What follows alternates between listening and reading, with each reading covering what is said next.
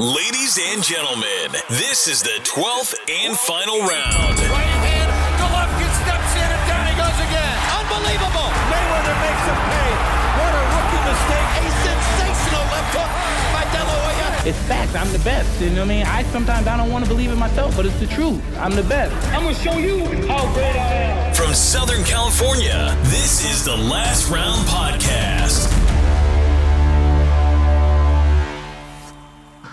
All right, welcome back to episode 138 of the Last Round Podcast. Thanks again for joining us, whether you're listening on Apple Podcasts, Spotify, Stitcher, Boxing Socials, YouTube channel, wherever you're at, however you're listening. We appreciate it.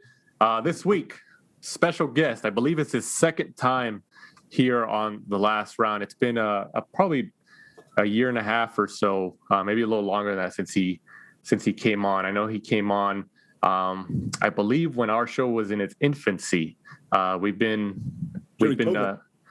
say it again, Mike. I did a show with him during COVID. Was it last year? Oh, yeah. Okay. I thought he came on before then. Never mind then.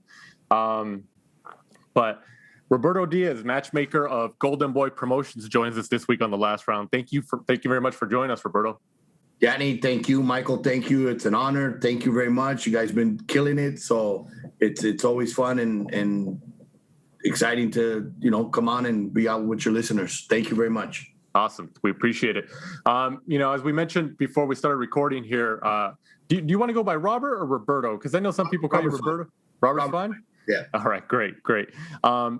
So we wanted to start with Jojo Diaz. Obviously a Golden Boy fighter under your company.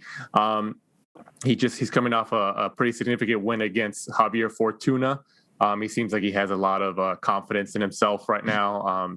So he's thrown out some names. He wants Ryan, and then he's been going back and forth with Devin Haney. I believe as recently as of today, he's been going back and forth with him. Can you give us the latest on what's next for Jojo? I mean, what does he want? Does he want Devin Haney? Does he want Ryan? What is he looking for? So originally when this fight became available, and that's what you got to love of a fighter like Jojo, is it didn't cross my mind when Fortuna had an opening to fight. And this was tough because Fortuna was supposed to fight Linares. Fortuna was supposed to fight Haney. Fortuna was supposed to fight Campbell. So you felt bad for Fortuna because no matter for what reason, COVID, other fights falling apart, it's like, dude, this guy's been ready to fight whoever, and another one falls apart. So it's like, man, what are we going to do? Poor guy. He's been a trooper. And Jojo raised his hand and said, hey, I'll fight Fortuna. And at first, it was like, no.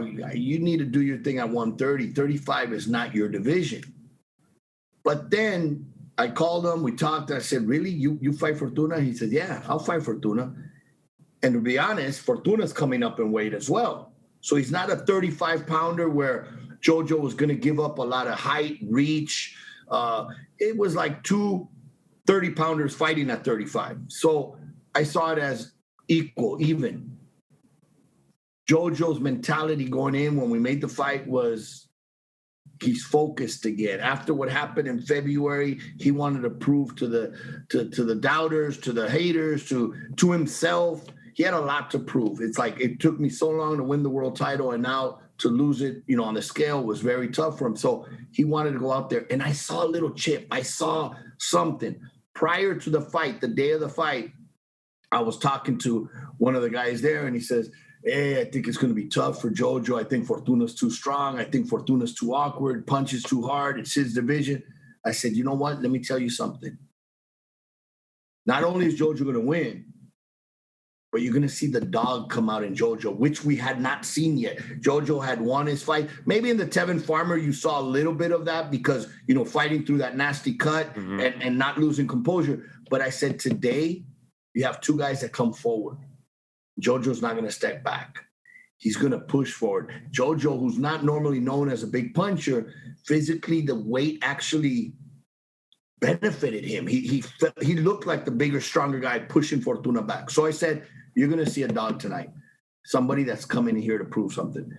I wasn't wrong. I mean, he fought well. I think Jojo could still even do better. Knowing Jojo his whole career, he could do even better. It was the first time at this weight. It was a little, Fortuna is very tough, awkward.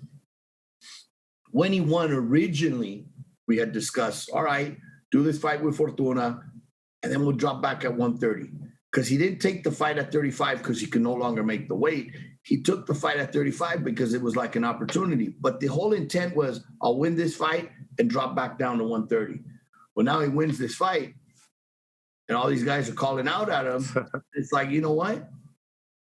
The bigger fights are going to be here. I mean, recently there's been the talk of him and Ryan. I think that's a hell of a fight, fun fight, LA fight, where they're both going to bring in a good attendance, a good crowd, a good support, and that's a fun fight. I mean, on one side, you have Ryan with the height, the reach, the speed. Well, Jojo knows what he has to do. He has to get inside. He has to make that fight a dog fight. So the clash of styles, and Jojo's seen in his coming up, seen every style. He's seen speed. He's seen southpaws. He's seen right-handed. He hasn't seen somebody as tall with that reach, and the speed of Ryan. Now, even though Gary Russell's very fast, he's more stationary than Ryan with that height and reach. So it is a fight that both want. Jojo wants it. He also wants the Haney. As you guys know, he's been going back and forth with him. It's almost like I'm here in the lightweight division, but I'm going to stay here to get the biggest fight out there. And that's one thing with Jojo. Never turned down a fight and was always ready to fight any style. So I think exciting times are going to come for him with these fights that can line up. What you mentioned, Robert, that you had some concerns initially when he asked for the fight, like, oh, well, you fight at 130, this isn't really your weight class, it seemed like the justified concerns, for somebody like him. But what was it? Was it just his determination that, made you and maybe Eric Gomez and Oscar give him the chance? Absolutely. And like I said, Fortuna wasn't that big lightweight that it was like, Jojo, we're giving up too much. It was like two super featherweights fighting at lightweight. That's how I saw it. I mean, at lightweight, Fortuna hadn't had a long time there. I think he's only had one or maybe two fights in the division, but it was like, you know what? Yeah, Jojo's a tight defense. He's not going to be getting hit with everything coming from Fortuna. He's a good counter puncher. It's just make sure you don't get caught in the first couple rounds. But as I went and saw him spar a couple times, I saw a different I saw a different Jojo in this camp than I did in the last camp. And there was even though he's not known as a big puncher, there was even thought from me at one point that, you know what, Jojo's going to stop Fortuna. He's going to stop Fortuna because he's going to bang so much to the body on both sides that I think I could see him wearing him down in the later rounds and stopping him. Of course, Fortuna's a game fighter. He came to win. He gave it his all and everything. So it made it a closer fight, tougher fight. But I was happy with what I saw physically, mentally, and of course, the talent's always been there. Have you talked to Jojo maybe recently or in the most recent days? Like, what does he prefer at the moment? The big fights. He wants to fight them all. He said, I'll go up to 140 if I have to. And that's what you have to applaud, that this is a kid that's not ducking anybody, will fight anybody. You heard him after at the post-race on the interview. He's like, come on, guys, let's fight. And that goes back to his upbringing. He fought every style. He's fought tough opponents as he was coming up. He had the experience from the amateurs, so you gave it a little bit more length to say, okay, look, we'll take more risks. Remember when he fought Gary Russell, he was the mandatory for the BC and the mandatory for the BO. Mm-hmm. And when it came down to, okay, we can go this way or we can go that way. We can pick or choose right now. We're mandatory on both. He said, I want Gary Russell because he's the best in the division. You got to applaud that. You know what? We came up short, but he learned from that fight. And you could only come back and improve.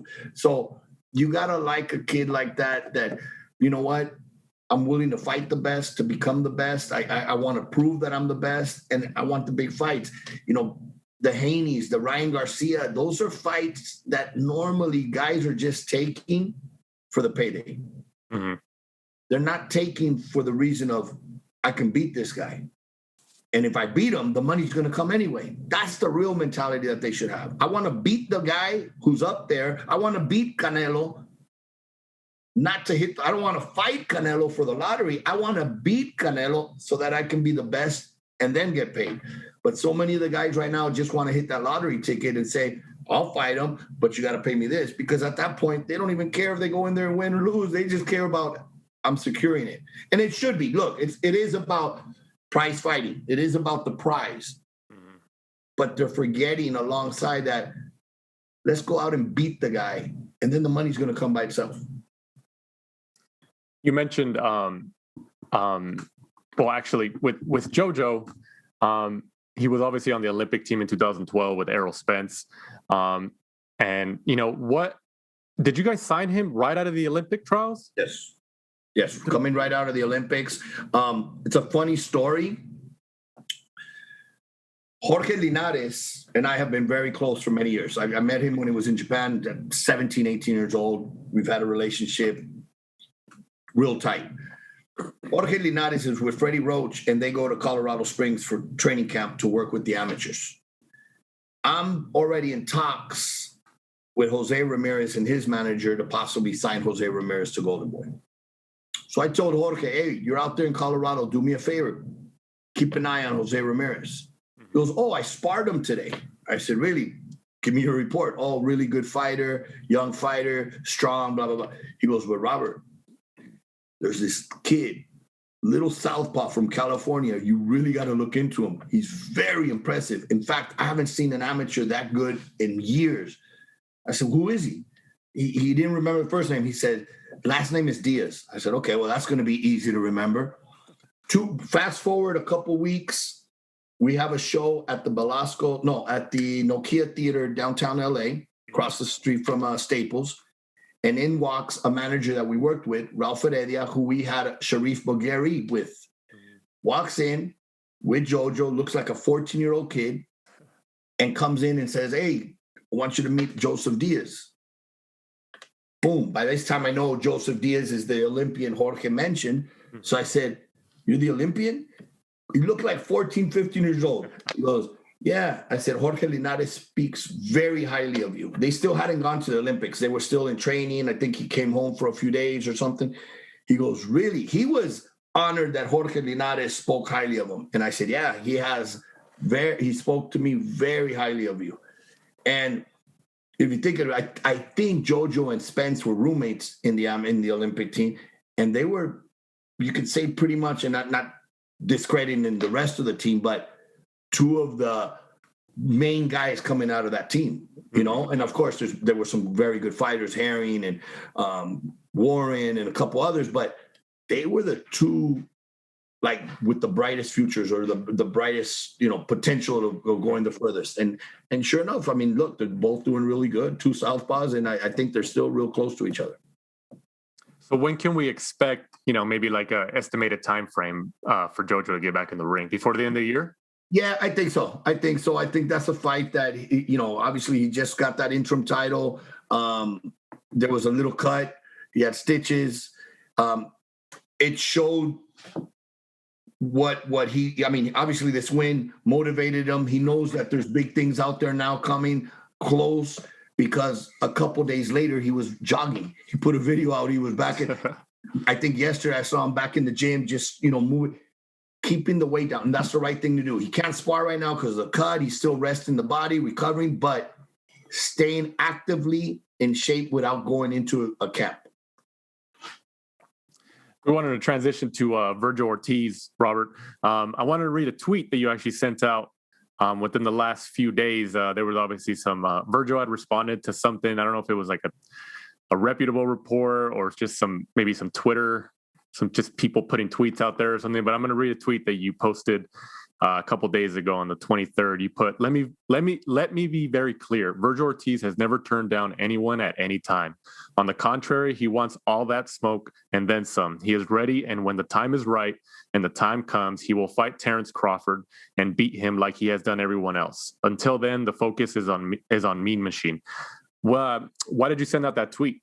Because I saw there was like a report that he had turned down the Terrence Crawford fight. And keep in mind that obviously the fighter's the one that steps in the ring and fights. And 90% of the time, maybe even more, fighters are not going to turn down fights. Fighters, that's what they do, especially right now in COVID, that a lot of it's been slower, things are picking back up. All they want to do is get in the ring and fight whoever. There's a team. There's promoter, there's the manager, there's trainer. We all come in together as a team and make certain decisions. So first of all, it was never ordered. It was never made a mandatory. And when it was discussed about being a possible mandatory, we had already in line a date for Virgil to do a next fight. So the way it came about was reported that he turned down the fight. First of all, there was never an offer. To turn down a fight, you got to have an offer to say, oh, no, I'm going to turn it down.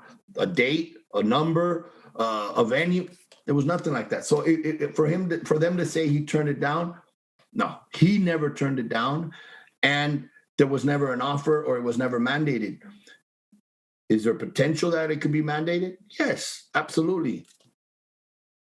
We already had a fight set up with the zone for him, a date. So it was like, let's move on with this first, and then we'll proceed to the next one. And he said it even after the Hooker fight. He told Crawford right there, hey, let's do it. And I think that's what you got to love with certain fighters, that it's not just let me get on social media and tell I'll fight anybody, but it's like, yes, he showed it early on. And that's why Virgil's moved a little bit faster than the normal fighter, because even when we did the Mauricio Herrera fight, it was like, all right, you know what? Who cares about the knockout streak? I mean, the knockout streak, he's doing it, but it's like, that's not important to us. That's not important to me. I said, you know what? If Mauricio Herrera takes him the distance and beats him, okay. Virgil's young. He'll learn from Mauricio Herrera's fight. I mean, Mauricio's made everybody look bad, except Frankie Gomez. And if Virgil beats him but goes the distance, that's valuable experience that Virgil's going to gain. But if he knocks out Mauricio Herrera, holy shit. I mean, this is for real, because Mauricio Herrera rolls, takes away the punches, can take a punt. Mauricio told me days after the fight, he goes, dude, I thought you loved me. I thought, because that's another fighter I'm very close with. And I said, I do. What? He goes, why'd you put me in with this killer? The dude could punt. And I was like, that's when I realized it's not just, you can build a pretty record, 20-0, 20 knockouts in the first round against who? But when you're doing it with opponents like Mauricio Herrera, Antonio Orozco, Maurice Hooker, Samuel Vargas, I mean, that's when you're like, okay, keep doing what you're doing, because, kid, you're doing things great. He's dedicated. He sleeps, eats boxing or his guitar or instruments. I mean, he's dedicated to the sport. And, I mean, you got to appreciate that, because every time you put him in and, okay, here's a tough test, and he passed with flying colors, then you step it up a notch, and you step it up and you step it up. And so far right now, look, outside of being a world champion, he's one of the best. We talked about you talked about how you signed Jojo, that whole story with Jorge Linares. How did you guys sign Virgil? Eric Gomez actually scouted Virgil, heard a lot of things about him. I think went out to a couple of the tournaments and saw him.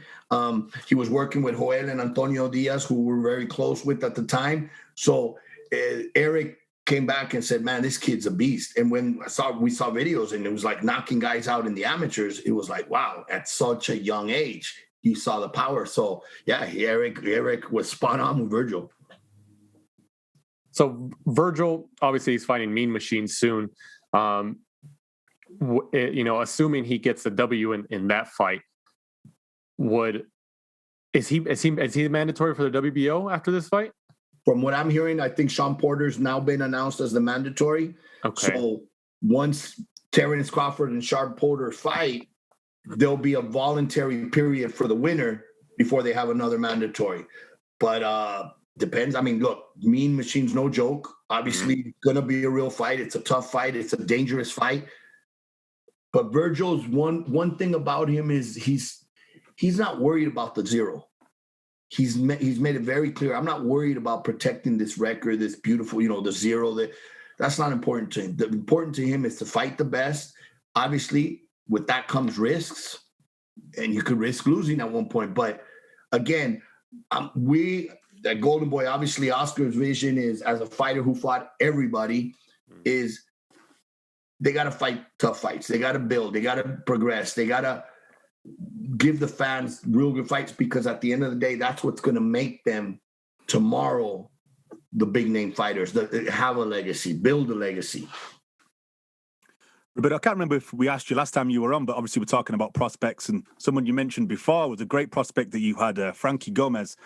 When he stepped away from boxing, how hard did you try to bring him back?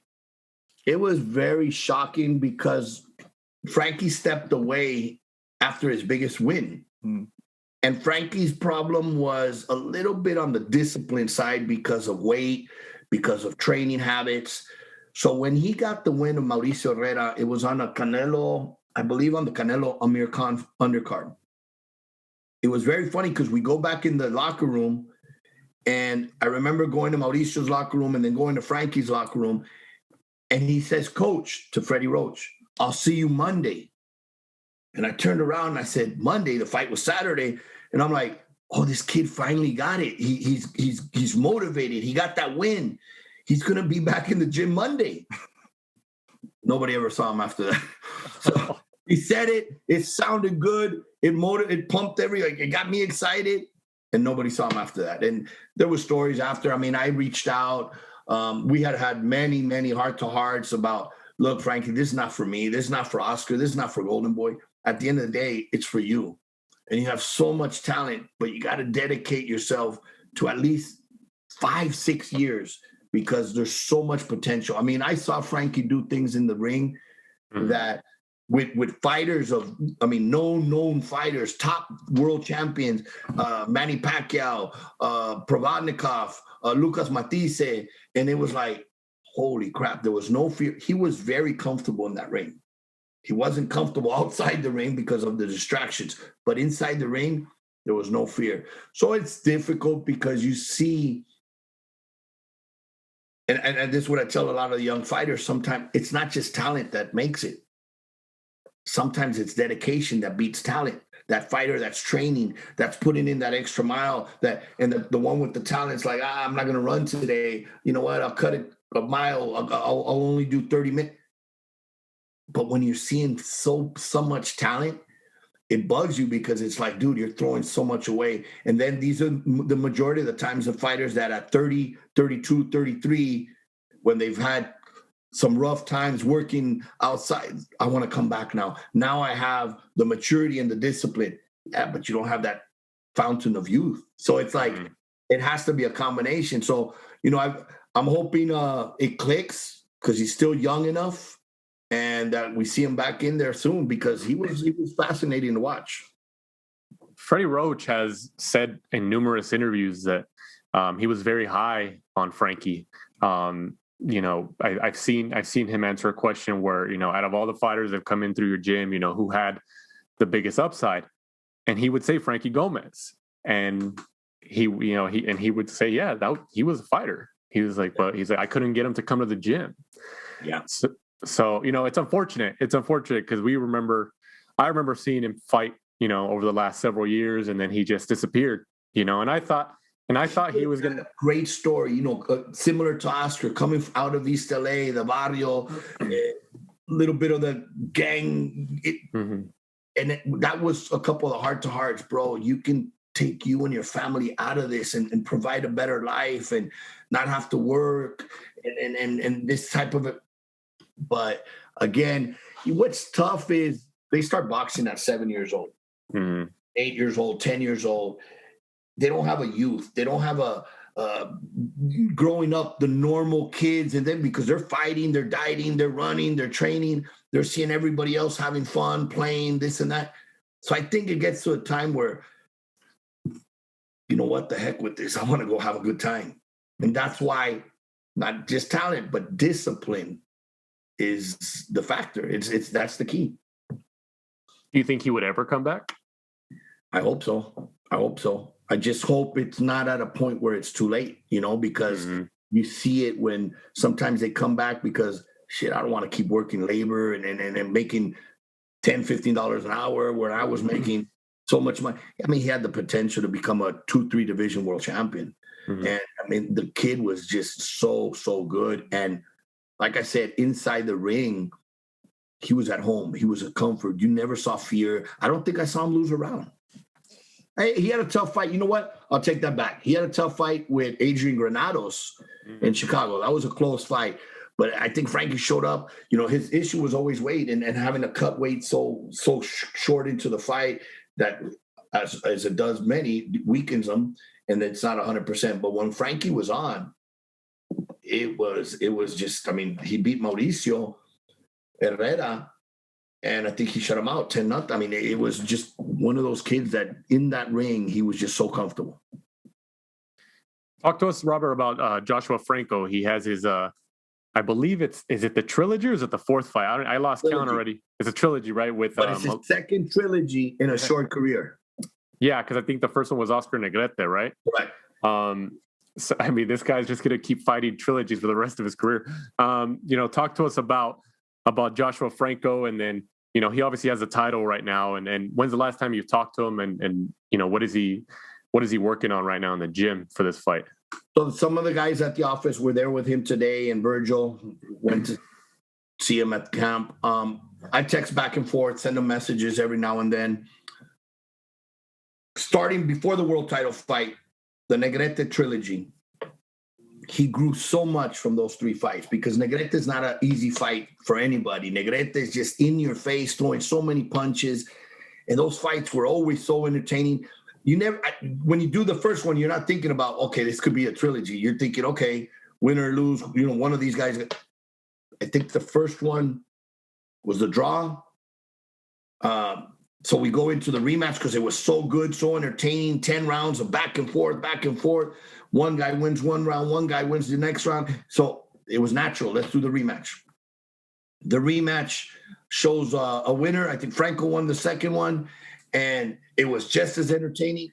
So when we did the third one, before the decision, I was like, okay, that's it. No matter what happens here, that's the end of it, because it was almost like the first one was really good. The second one was a little bit not as good. And then the third one was like, okay, these guys know each other so well now that they're, trying to find the mistake here. So it's over. That was a draw. So you got 2 draws in 3 fights. So that's how close they were. However, I saw Franco in every fight improve. Boxing. So when the world title fight came out of nowhere and said, hey, you guys want this shot? I said, you know what? Those 3 fights prepared them for what we have coming. Spoke to the team, Robert Garcia, Franco, they were like, yeah, let's do it. Right away in the first round, if you guys remember, Maloney comes straight at him like, I'm the champion, but I have something to prove. And Franco was like, really relaxed, calm. I loved it because I said it's a 12-round fight. It's not a 10-round. It's not a 6-round. So you don't have to start too strong off the gate. Relax, build from less to more. And sure enough, after the second round, Franco took over and started breaking them down. Outside of a stoppage, I mean, it was like, that's the only thing that was, short of. Obviously, the rematch comes, the unfortunate, the controversy, what have you. I'm very confident in this fight. It's going to be hard. It's going to be fun. I mean, he's coming to get back what's his. He's a tough Aussie who feels he should have won the second one. Obviously, I really think this one is going to end it. And I really think Joshua can knock him out. And Joshua is going to come out and say, look, I want to end it too right now. This is it. So I'm expecting more of the first than of the second. Robert, you're involved in obviously spotting and signing the potential talent for Golden Boy. What is it that you guys look for? Because at the minute, you've probably got one of the best young stables going in, Ryan Garcia, Jojo, Virgil, Joshua Franco, and others. Well, I mean, obviously, you look at several aspects. Bottom line is, can he fight? You get videos. of shadow boxing or hitting the bag and jumping rope or highlights of sparring. I don't like that. I'd rather tell the guy, look, send me a video of you fighting, a full fight, and let me take a look. And whether you lost, don't worry. I want to see if you got dropped or something, how you got up. And in the past, and right now the stable is very young and strong and exciting. But remember, we had Danny Garcia, Adrian Broner, Deontay Wilder. So it's been, I mean, obviously you learn from the past and you learn how to little by little and how to take criticism. You know, when I would see write-ups of, oh, Deontay Wilder's not fighting anybody. All he's fighting is tomato can. It's like, it's okay. It's okay. At first it bothered, but it was like, you know what? It's okay. There's a goal in mind. Mm-hmm. We don't have to please you now. We just need to please you later and bring that title back. And there was a reason, you know, early on in Deontay's career, he got dropped by a club fighter, Harold Scaniers here in California. And I was like, oh my God, it was like his 11th fight. And I'm like, it's over. He got up like Tyson Fury did and knocked the guy out a couple rounds later. So at that point, it was like, all right, let's stay away from a big puncher. Let's keep building. With Deontay, you knew his right hand was for real. Mm-hmm. Anybody he connects, he's putting to sleep. So it was like you learn from those things onto the next group and onto the next group. And we've done it in the past. And it's like, look, it's in cycles. Right now, we're very fortunate. A lot of these young fighters are very, very dedicated. Joshua, Virgil, Ryan. You know, a lot of people knock on Ryan that, oh, he's a social media star. More props to him for doing what he does outside of the ring, because inside the ring, he's a fast learner. He's very dedicated. When have we ever seen Ryan heavy in weight or you know, walking around, regardless if he's in camp or not, he's always slim. I mean, that's the beauty of youth too. I mean, he probably eats a ton and doesn't gain a pound, but he's very dedicated and he's a fast learner. And that I seen from early on when we signed Ryan. Even in his first fight with Eddie Reynoso, and they only had a short camp. I want to say it was like not even 2 months.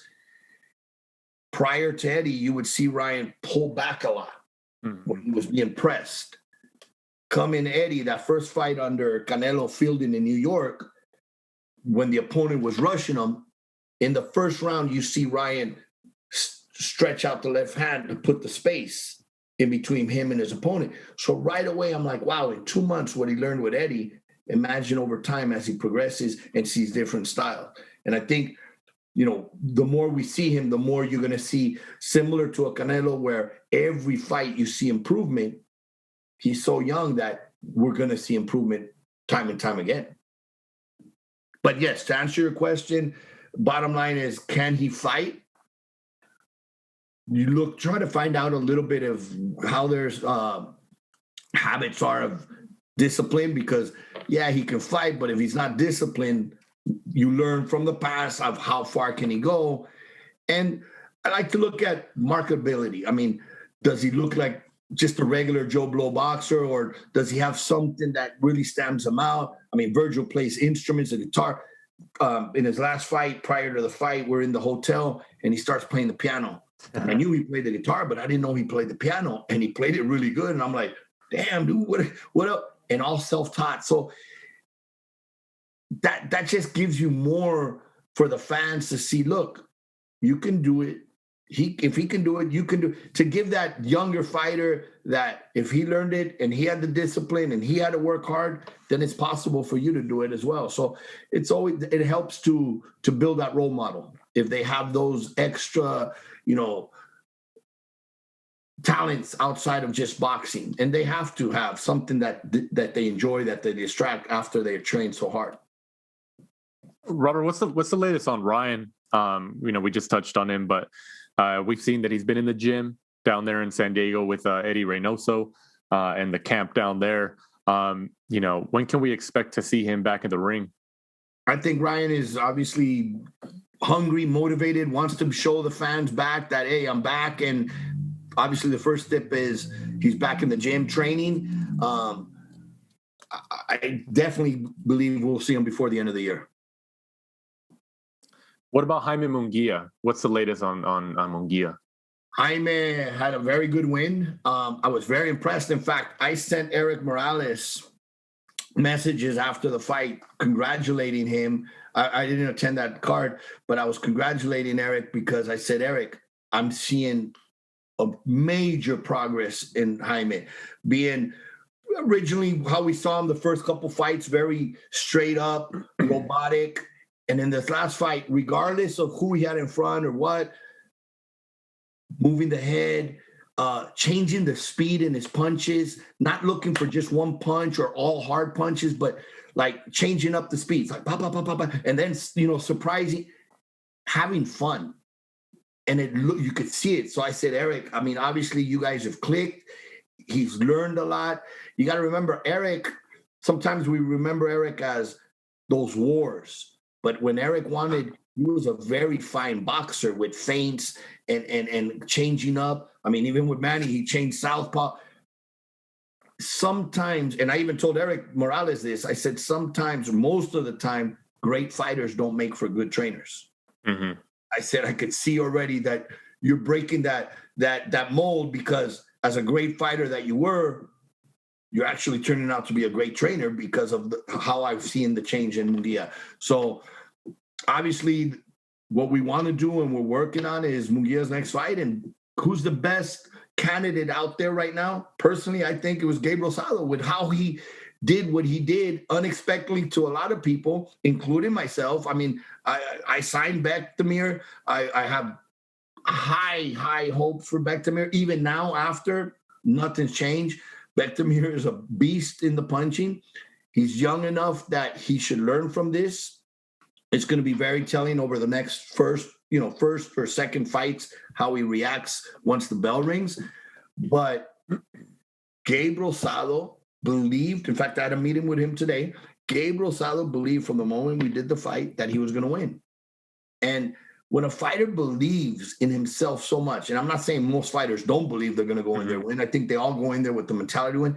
But when they really, really believe, it's hard to beat those fighters. I mean, a good example is Marco Antonio Barrera really, really believed he was going to beat Nassim Hamed, even though 90% of the world didn't. He did believe it. And I remember when the fight was signed, he told me, this is the fight that's going to make me. This is the fight that I needed. He was so pumped and motivated, but he believed he could win. And I told Gabe, I said, I give you all the props, bro, because you said it from the moment we did the contract. I'm going to beat this guy, Robert. And I said, all right, sure, Gabe, no problem. Look, if you could beat him, then you give me ammunition for you to go get the bigger fights. Mm-hmm. But first you got to beat him. And that's not going to be an easy task. And the way he did it, third round knockout, I mean, I think you asked 9 out of 10 experts, they would have said, oh, Beck's going to finish him in 2 or 3 rounds. And he finished him in 3 rounds. It was like, holy crap.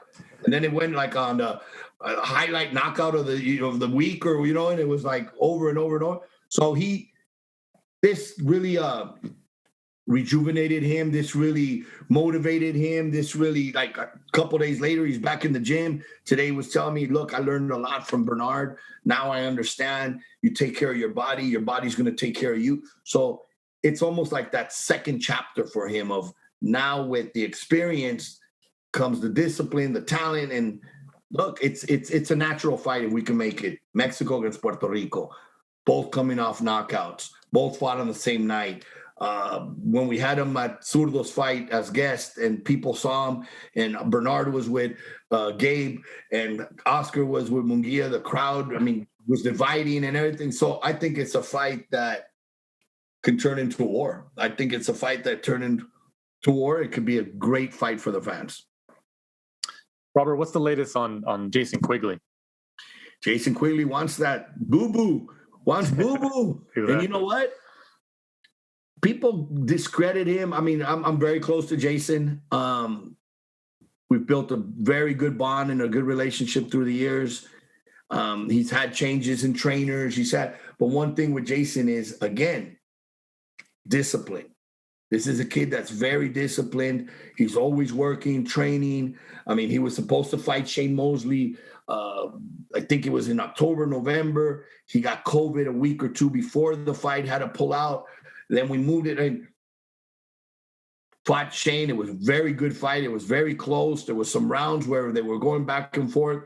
He got the decision, and now he's like, dude, get me the boo-boo fight. I want to fight him. He says nobody wants to fight him. I'll fight him. And I think that's a great fight for the East Coast, because you got Irish out there, and then he's from the East Coast, so it's a natural to take that fight to Boston, and then or near there. And Jason has a great following, he's a great personality, a great kid, and it's his time now. He's had a couple wins after the loss, and he's learned.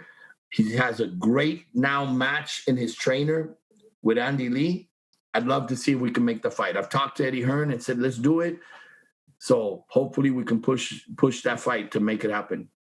You can't get much better than a Wayne McCulloch and Andy Lee corner team, right, Robert? Right. That was crazy. I said, hey, and then I think Bones Adams was there. Adams, I said, hey, Wayne, Bones, why don't you guys do an exhibition? Come on, let's do it. Come on. Oh man, we touched on Zurdo, Robert. Obviously he just had his first fight under your team, Golden Boy, over there at the Bank of California Stadium. Actually, before we go into we talk about Ramirez, let's talk about the Bank of California Stadium, because it's a brand new arena location here in the Los Angeles area, and it seems like you guys are looking to plan a lot more fights there in the future. When would be the next event that you guys would want to stage there? Well, first of all, it was great to be there. It was great to do our first fight back post-pandemic there at home in LA. That was the perfect place. I love everybody there. They treat us like family. LAFC fan. So it was like natural for us to be back. And it was great. Summer, LA, Zurdo making his debut there. The fans came out, supported. It was great atmospheres. The fighters from top to bottom, from that little first fight all the way up to the Zurdo fight, everybody came out to give 100% and just made it a memorable night. The comments after from the fans, I'm very grateful because everybody had very good comments and enjoyed the fights. The stadium is great for boxing in the summer. Maybe, I don't know, maybe we could do a Rosado and Munguia there, or Jojo and Ryan there. I mean, it is a perfect spot for great fights out there in LA. And, LA fans show up, Southern California fans show up to support as long as the fights are good. And the stadium is fantastic, new stadium. There's not a bad seat, especially how it was set up all around in the area where we set it up. There's not a bad seat out there. So hopefully we can be back before the end of the year. Going back to Zurdo Ramirez, Robert, now that he just came off of that win right there at the Bank of California Stadium, there's talk about Bivol. I believe he has a WBA light heavyweight world title. Has there been any talks, maybe any type of serious talks with Bivol's team? Does it seem like that fight could happen in the future? I think so. I mean, obviously both companies working on the zone, working with the zone, and both fighters wanting the fight. Both fighters not only wanting it, but really needing it for their jump up. And Bivol needs that win over a Zurdo Ramirez to really separate himself. Zurdo needs that win over a Bivol to really say, look, I am the man here in the division. Bivol is, I respect him. I think he's one of the best fighters in the division. But that is a natural fight. They've talked even before we signed Zurdo. They've done interviews where they want to fight each other.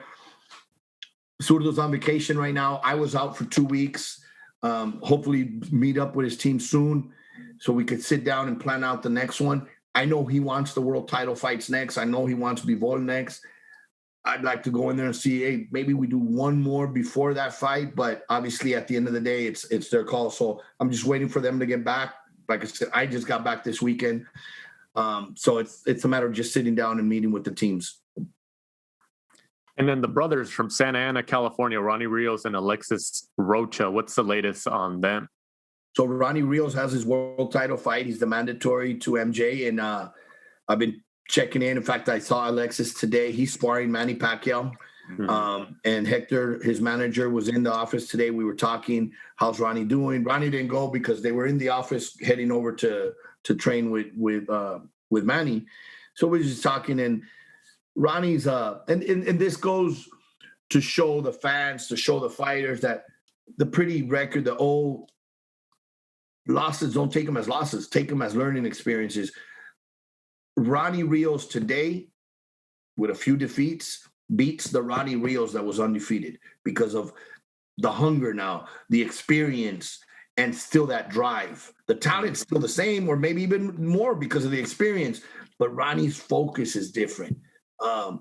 His training habits are different. I mean, he knows how close he is to this world title, and it's going to be a tough fight. Obviously, all due respect, MJ has 2 belts for a reason, but I really, really, really am confident because of what I'm seeing. Again, that fighter that believes I can win this and nothing's going to beat me, it's tough to beat. And it's going to be a tough fight, but I see a tough fight in the first half. The second half, that's where it separates it. What about Diego De La Hoya? Because obviously Ronnie Rios, that's been his most significant win to date. Right there, I believe it was at the StubHub Center, or Dignity Health, and now it's called in Carson, California. What's going on with Diego? Did he take that loss hard? Because I know he was a favorite. Yes, I think any fighter, when they lose that it's very tough. They take it hard. I think Diego might even take it even a little bit harder because Diego was always like that.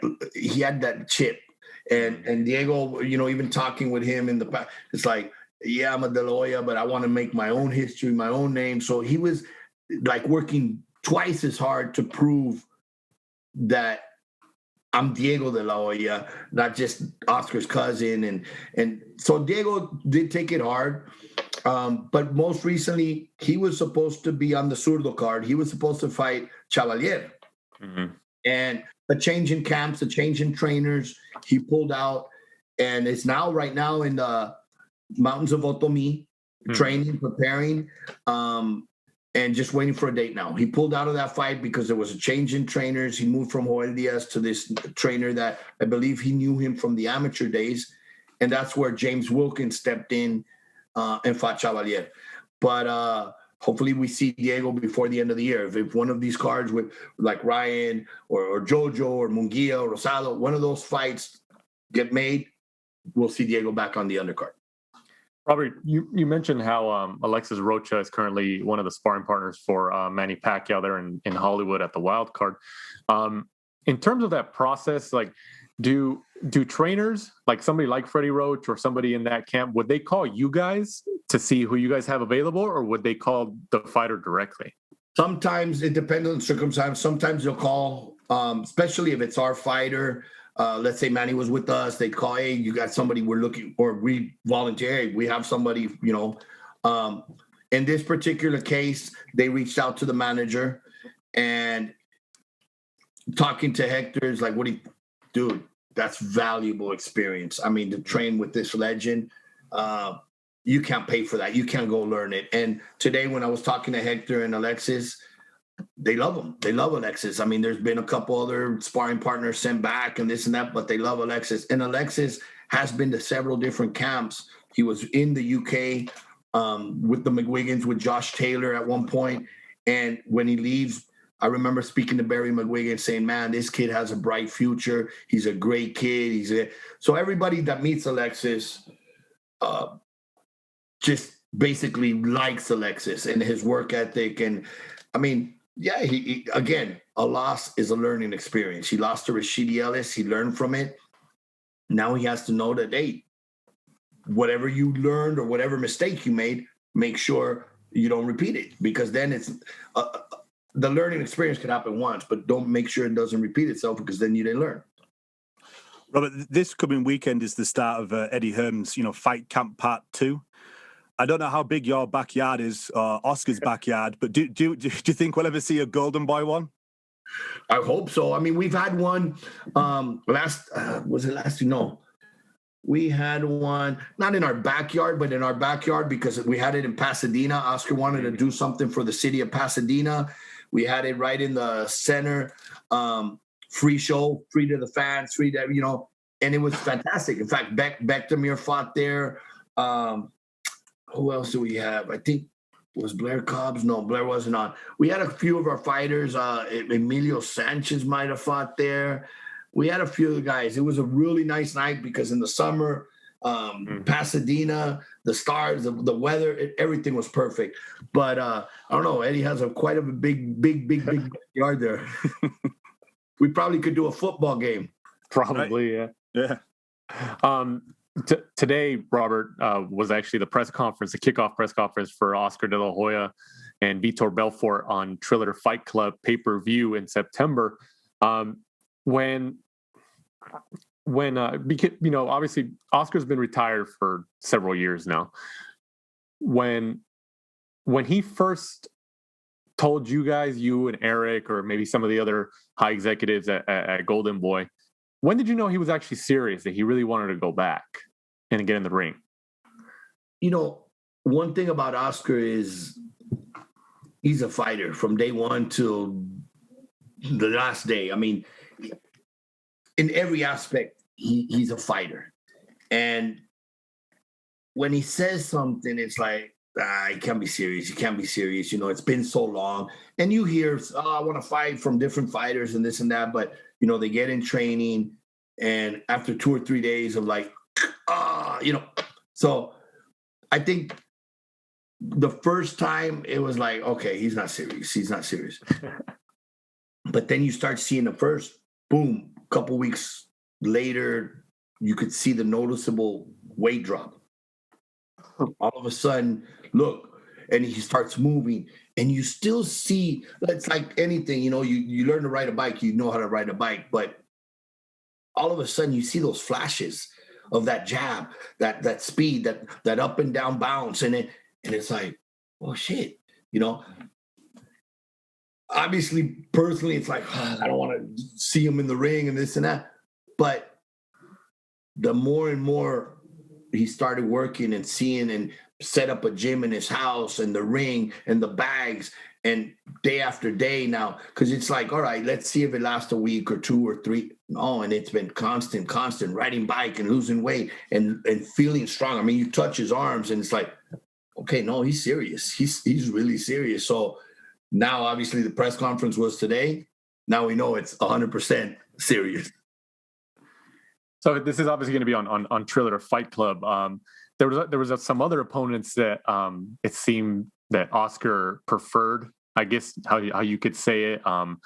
But the UFC and Dana White seemed to kind of block it. Was Oscar pretty frustrated about that whole situation before they ended up landing on Vitor Belfort? No, it just, I mean, you could, he made a couple back and forth and this and that. Hey, let him come and fight this and that. But in his whole career, he fought everybody. So I don't think that was going to really frustrate him because he knew that somebody was going to be out there to fight him. And he never ducked anybody. I mean, Oscar was known for fighting everybody and any time, and I think nothing's changed. I mean, look, this guy is ideally not the right guy because he's like 200 pounds. I mean, he's massive. He can punch, and it's like, oh man, but that's Oscar. That's Oscar. You know what? He's just gonna have to be 100% and just pop that jab and knock him out. He'd like to fight Dana. I think he would. He would do it. Yeah, I'm sure he'd love to fight Dana White. I think so. Robert, before we finish up here, obviously we appreciate your valuable time here on the last round. In terms of dates for Golden Boy fights, obviously you guys are with DAZN right now, and then Oscar has an event coming up with Triller, as I mentioned, in September 11th, I believe. Are we still going to see that DAZN relationship moving forward into 2022, or should the fans expect Golden Boy fights to be on another platform? Well, I mean, obviously, we would love to continue working with DAZN. I mean, we've had a great relationship over the last few years, and we've provided some great, memorable fights, and I think we can continue doing that. But it's obviously a decision that, our side's working on with them, and hopefully we can have something updated soon for the fans. But otherwise, if not, I mean, look, we'll keep providing some of the best fights like we've done in the past. And right now, you mentioned, and I forgot to say, in the summer series, I'm sorry, what is Matchroom series called at home? Fight Camp, sorry. This Saturday, Shu Khan, don't miss him. Shu Khan's in a fight. He's out there in London already. He's ready. He's been dying to get the gloves back on. He has a tough fight with Lee Wood. It's a world title defense, but that's a true champion. That's a true world champion. He's willing to go to the backyard of the opponent to defend his title.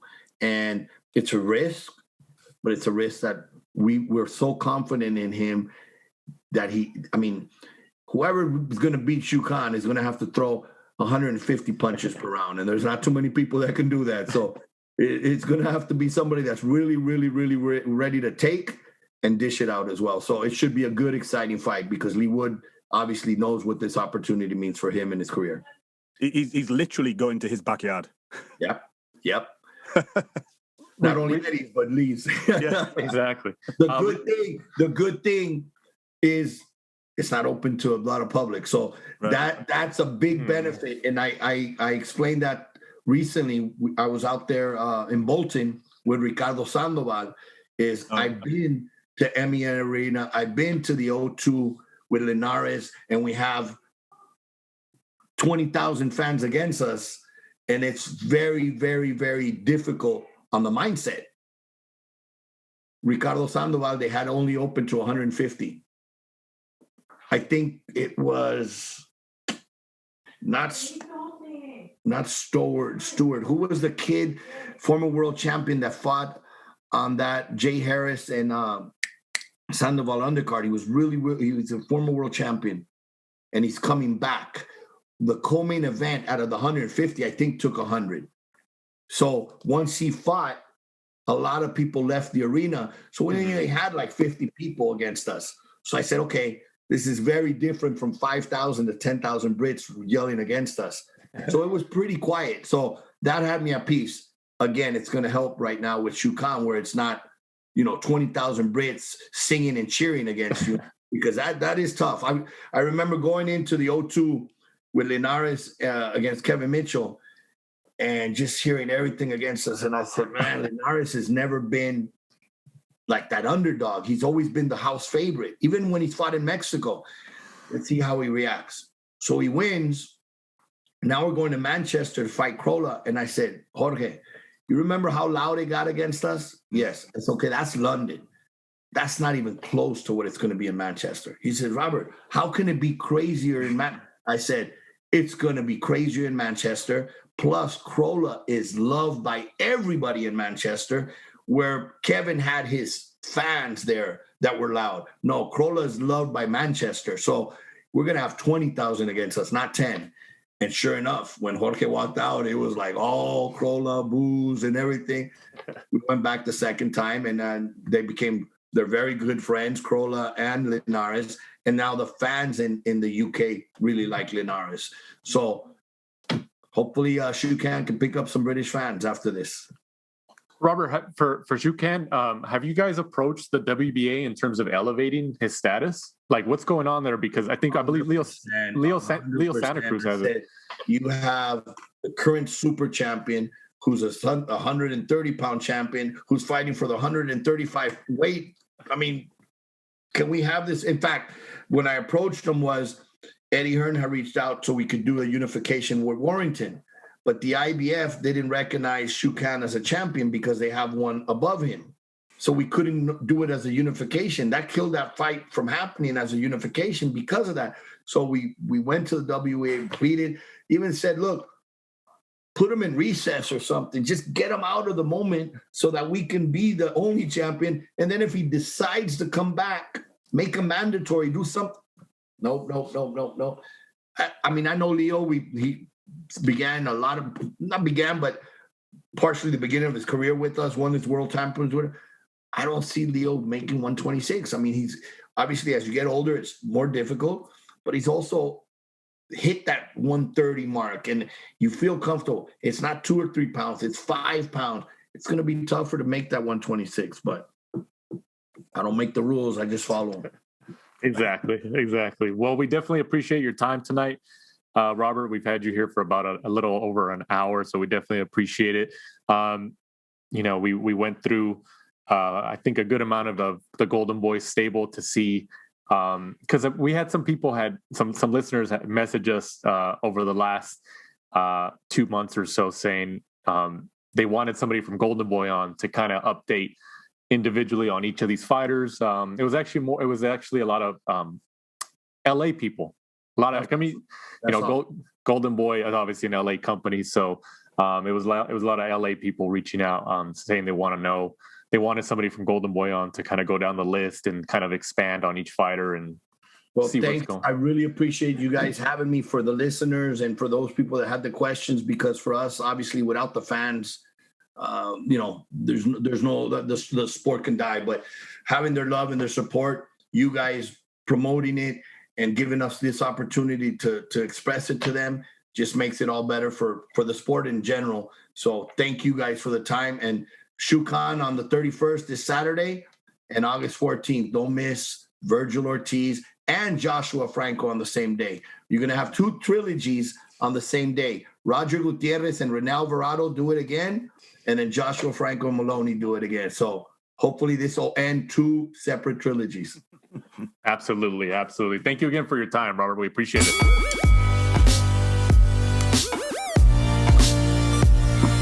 All right. Big thanks to Robert Diaz, Matchmaker for Golden Boy Promotions, for giving us some of his time today here on the last round. It was good to kind of go down each fighter with him, like some people had reached out to us and asked to do that with somebody from Golden Boy. So that was pretty good. I might as well say it on air. I'm going to ask him afterwards if he fancies doing like a monthly Golden Boy update. Yeah, maybe. Yeah, that'd be great. Doesn't hurt to ask. He seems like a great guy, great talker. So it makes our job definitely easier as interviewers. Moving on, fight reviews. This past Saturday, the 24th of July, from the Wembley Arena in London on Fight TV, Joe Joyce gets the 6-round TKO over Carlos Takam for the WBC silver heavyweight title. What did you think about Joyce's win, Mike? I thought he struggled. Potentially could have lost pretty much nearly all the rounds. Maybe the first 4. Maybe because he kind of rocked him in the 5th, you could give him the 5th, and then obviously he won the 6th because he KO'd him. But yeah, Takam was causing him a lot of trouble. Joe Joyce, we keep saying it, but he keeps winning. He's too easy to hit. And I don't know if he gets up to those upper echelons and fights, and make a Deontay Wilder, a Joshua, somebody like that. I don't know whether he'll be able to walk through that power.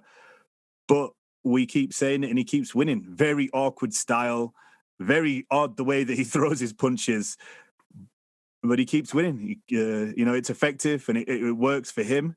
I don't know if it's going to be healthy in his later life, the amount of punches he seems to take. He took a few flush ones over the top from Takam. I wasn't too disappointed with the stoppage. I think somebody posted that it might have been like 25 punches that Takam took before the referee stopped it. He was kind of covering up, and they weren't all flush, but he also, wasn't really throwing back, if I remember rightly. So, I don't know. I think the stoppage was fine. I know Takam had won pretty much every round, so Takam was probably pissed that he wasn't kind of laid out and stopped in that way. But you know the rules. You've got to throw stuff back. You can't just keep taking punches and not throwing anything back. It kind of really gives the referee only one avenue to go down. What do you think? Who do you think is next for Joyce? Do you think could you see a rematch with Daniel Dubois at a later point? Let it down the line. If maybe they both have a title. I think Frank Warren actually said Chisora was an option, but I think he'd actually maybe spoken to Chisora about this. I was reading this, and Chisora had already kind of said he wants to rematch with Joseph Parker. And I think Frank Warren was kind of saying, well, if you fight Joe Joyce, there's a mandatory spot with the WBO up for stake. but Chisora kind of said that he wanted to fight Parker. The obvious one is obviously Tony Yoka. You've got that story from the Olympics. Apart from that, you're looking at some real killers. Like, is he really going to take someone like a Hrgovic? Unless you start looking, lower down the rankings and kind of just pick up a fighter to kind of just tick over, because essentially, how long is he going to have to wait? The WBO is obviously tied up with Joshua. We have the Usyk fight. And then, he may fight the Tyson Fury, and I'm sure he'll campaign if Joshua wins to keep that fight, to try and go for undisputed. So you're looking at a year before Joe Joyce may get a shot, unless Usyk wins, and then rematches and all that kind of stuff that goes on in the boxing world. So you never know how long Joe Joyce is going to wait, and he's not getting any younger, so I'm sure he's going to want at least one, maybe even two fights in the interim, unless somebody drops the title. Yeah, like you said, touching on his age, he's obviously older. So I think that him and his team are going to try to get some significant names, especially to get a payday. I think he's called the Juggernaut. He wants to fight, but he's not like Daniel Dubois. I think when we reviewed that fight after Joyce stopped him, we talked about Dubois' age, how he should be able to bounce back because of his age, and he still has a lot of years ahead of him. Whereas Joyce, he's in his, I think, mid-30s, so father time is fast approaching on him. So he needs to try to make these significant fights as quickly as possible. Moving on, also on that card. Let me see if I can pronounce this right, Mike. Eko Usman? Yeah, Eko Usman. I'm sorry. Eko Usman gets the 8th round TKO over Chris Jenkins, and this is for the British and Commonwealth welterweight titles. What do you think about Usman's TKO? Good fight, going in. Obviously, Usman was undefeated. Jenkins had obviously had a couple of losses and a few draws on his resume. Started off very close, and then I think Usman actually managed to break a couple of Jenkins' ribs, and then after that, really, he kind of took over. I think he, even though he was the challenger, he went into the fight as the favorite, and just on to bigger and better things for him. He really does look, like a good fighter. Like he could go on to better things later down the line. Jenkins did pretty well with the talent that he had to really pick up the British and Commonwealth titles. So not too sure how much more we'll see of him later down the line, but Usman's good. Obviously, I'd like to be good for him to defend it a couple of times to win them outright. I think it's 3 defenses now. And then in a 5th round TKO, Hamza Shiraz. Hopefully I'm saying that right. As I mentioned, gets the 5th round TKO over Ezekiel Guerrilla for the WBO European Super Welterweight title. What do you think about this matchup? Looked really good. Really, really, really good. Very tall for the weight, but, I thought he did really well on the outside, mid-distance, and fought pretty well up close as well, especially for someone who's like 6'3" for, fighting in the 154-pound division. I'd like to know how he ended up fighting with Ricky Funes from the Ted Goosens gym. Being a British fighter, I thought that was kind of odd that he's over here with him. I'd have to try to find out how he ended up fighting out of that gym. But definitely, however long he can stay at the 154 division, he looks like a threat. He was really, really good. We seem to see more and more of these, giants fighting at, lower weight categories, same as like Fundora. I don't know how they boil themselves down. But, he looks really good. I thought he technically very, very good. Moving on, fight previews. This upcoming Saturday, the 31st of July. Matchroom Fight Camp from Brentwood, Essex on DAZN. Conor Benn, 18-0, goes up against Adrian Granados, 21-8-3 for the WBA Continental Welterweight title. What do you think about this matchup? Should be a good fight. Should be a really good test of Granados. Granados, when you look at his resume, only losses to like Danny Garcia, some of the better fighters up and around that division. Conor Benn, though, slowly but surely working his way up. He's come on leaps and bounds from the first few times. You saw him fight where he literally got into the ring and just actually had a fight instead of sitting down and actually boxing. So good test for him. if he manages to get Granados out of there, I think that really would be making a statement for him. And then obviously on to some of the, after this, he's going to have to go to some of the bigger and better names. I thought Sean Porter would have been a good fight, but it looks like he could be in there with Terence Crawford. So that would be hopefully an even better fight, a good name on Crawford's ledger at last. Absolutely. And then one fight we obviously already touched on with Robert Diaz. Zucan goes up against Lee Wood for the WBA featherweight title. That's also this weekend on Fight Camp. Another matchup, Tommy McCarthy, 18-2, goes up against Chris Billam-Smith for the European and Commonwealth and British cruiserweight titles. What do you think about this matchup? Good fight. Could be potentially the best fight on the card, to be honest with you. I kind of favor Chris Billam-Smith.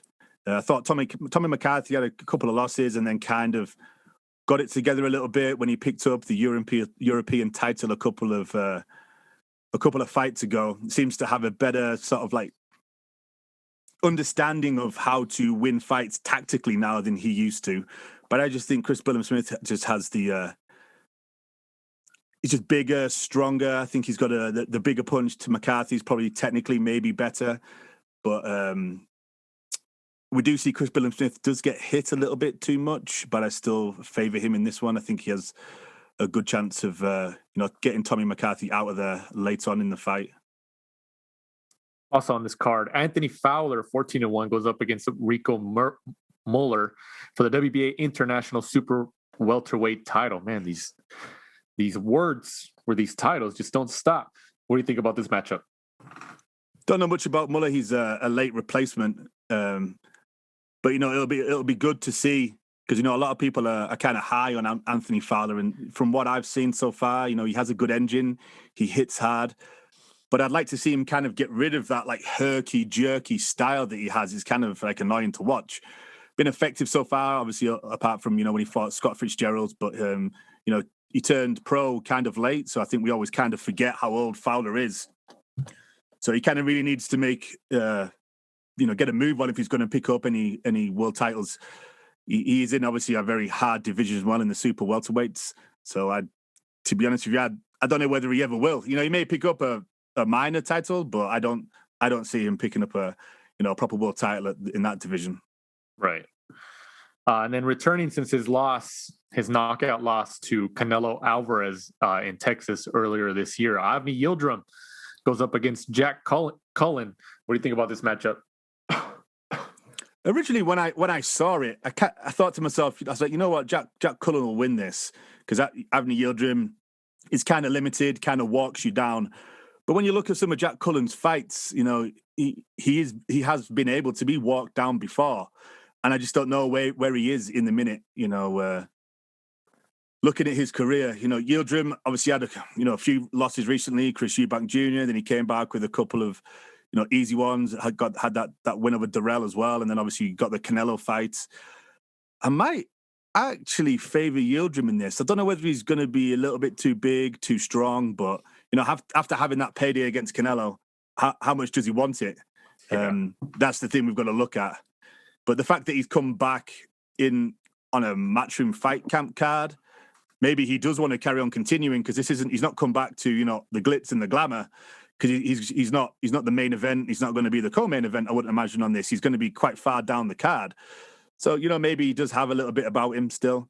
Interesting fight though because you just don't know how much both of them really have. Right. Rounding off that card, Campbell Hatton, the son of Ricky the Hitman Hatton, goes up against Jacob Laskowski. What do you think about this matchup? It's just a run out, isn't it, for Campbell Hatton? Due to his father, he's managing to get on some big cards. So I'm sure this will be just another kind of like blowout win for him, fighting a journeyman that may give him a couple of rounds. You could see stark improvements though from Campbell's first fight to his second fight.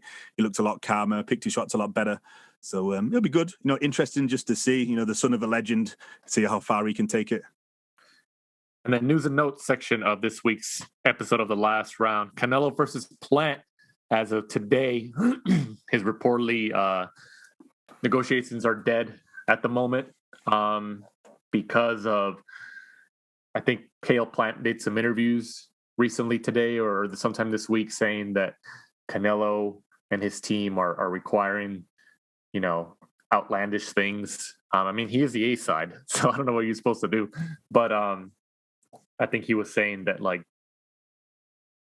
they've agreed to everything that Canelo wanted, but, then he just kept adding more. And then he, I mean, what's your take on this whole situation?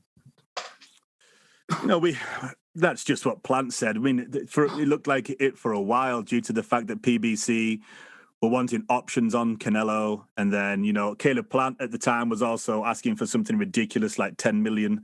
So, I think they're all as bad as each other. I think they've all just trying to get as much as they can out of the deal. And because they've all been asking for outlandish things, it looks like it's obviously just going to go nowhere. And if I was Canelo-Plant, I'd be pretty pissed. By far it's the biggest ever payday he's ever going to get in his career, and is he ever going to get the chance at undisputed again? So I'd be pretty pissed with Al Heyman and PBC if I was him. Yeah, I mean, we'll see how it pans out. It could be just like a negotiation tactic, but as long as they don't sign anywhere else and they announce it, then it could still happen. But our big thanks to Robert Diaz of Golden Boy Promotions for jumping on here on the last round. We appreciate his time as always. Don't forget, to our listeners, we have merchandise available with Fit Warrior brand. Go check it out and support us. We have some shirts and some sweaters available. And as we're signing off here, Mike, go ahead and let our listeners know where they can find us and follow us. Obviously, at The Last Round 12 on Instagram and Twitter. And be sure to join us next week. We'll be reviewing all of the fights we spoke about today, and then looking forward to the Kid Galahad, James Dickens, and obviously Michael Conlon and TJ Dahenian next weekend as well. All right. So for my co-host, Michael Shepard, I'm Danny Z. This is The Last Round. Thanks for supporting and listening to the show. Follow us at The Last Round 12 on social media. Rate, review, and subscribe. This is The Last Round Podcast.